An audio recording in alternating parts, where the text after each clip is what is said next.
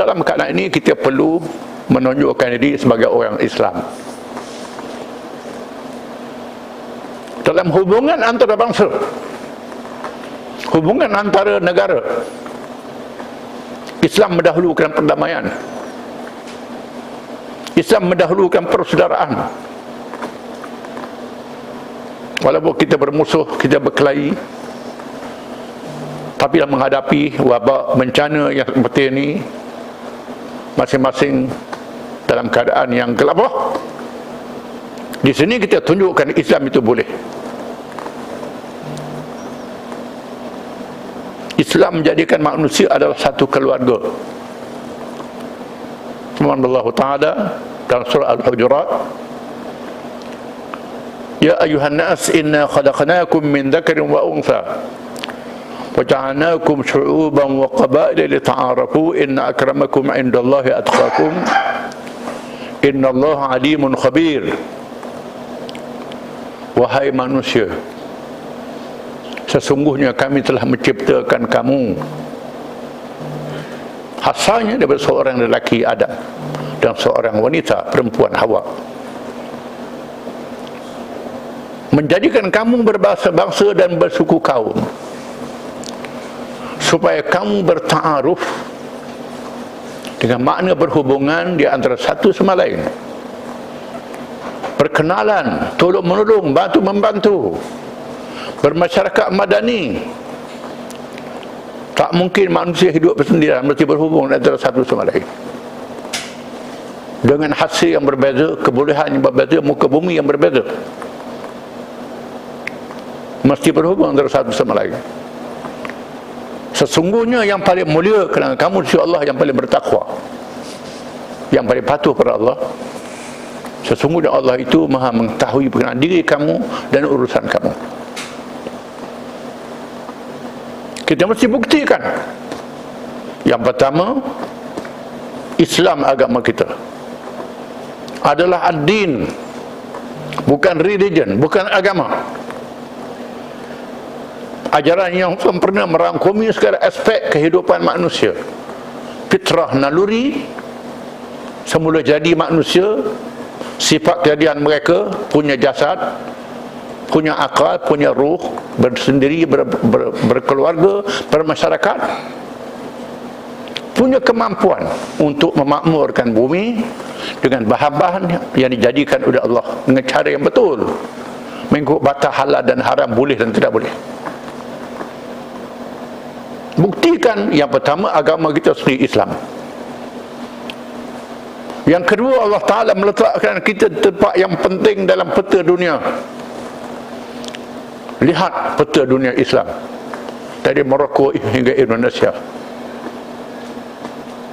dari pantai barat Afrika hingga timur Indonesia, bersambung. Tempat yang paling strategik dalam hubungan antara bangsa, hubungan laut, hubungan udara dan hubungan darat. Mudah nak berhubung antara negara-negara umat Islam. Dikurniakan hasil-hasil bumi yang banyak. Sumber-sumber bumi yang perlu ada di negeri umat Islam. Sumber tenaga, petroleum, uranium, gas untuk tenaga paling banyak di tanah air umat Islam. Sumber-sumber pertanian banyak di tanah air umat Islam. Tenaga manusia, umat Islam punya tenaga manusia. Kepakaran, umat Islam ada punya kepakaran. Silapnya di mana? Ada silap.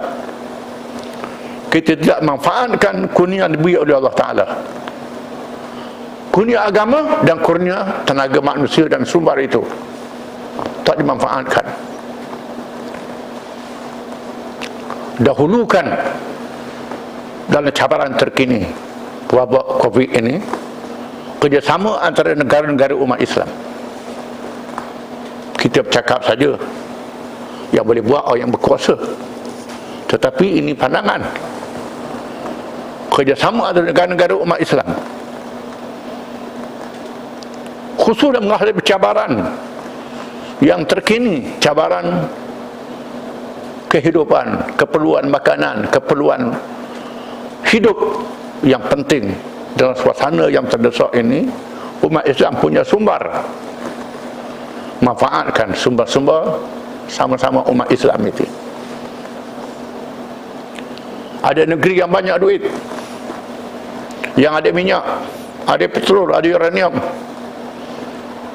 kaya, duitnya banyak. Ada negeri yang subur, boleh bertanam, boleh bertani. Sebagai satu contoh, kita tak boleh nak telan duit, tak boleh makan dolar, tak boleh makan euro, tak boleh makan dinar, dirham, logam, tak boleh makan. Tapi duit untuk belanja.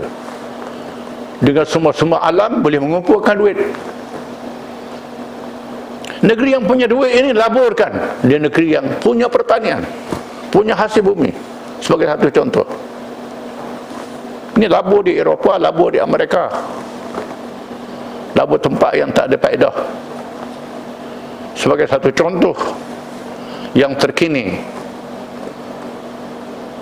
wujudkan kerjasama. Kita saksikan bagaimana kesatuan Eropah yang tidak punya sumber boleh hidup dengan maju dan gagah dengan sumber daripada negara umat Islam yang pernah dijajah. Sumber tenaga umat Islam, orang Islam bekerja di sana. Di Amerika begitu juga banyak. Kita manfaatkan ini dari segi jati diri kita sendiri, kekuatan umat sendiri. Di samping kita ada umat yang punya mesej, punya risalah pada seluruh dunia untuk selamatkan manusia. Tak salah kita kerjasama dengan bangsa-bangsa bersatu. Tak salah kita kerjasama dengan Pertubuhan Kesihatan Sedunia. Tak salah kita kerjasama dengan semua. Tapi kerjasama dengan cara kita, dengan ajaran kita, perkenalkan Islam itu pada orang lain. Ini satu peluang yang perlu ditonjolkan oleh umat Islam. Apa saya sampai ini sebagai satu teori saja, tetapi pelaksanaannya terpulang pada orang Islam sendiri. Mereka yang berkuasa, yang punya kekuasaan, dan kita rakyat menggerakkan ke arah itu.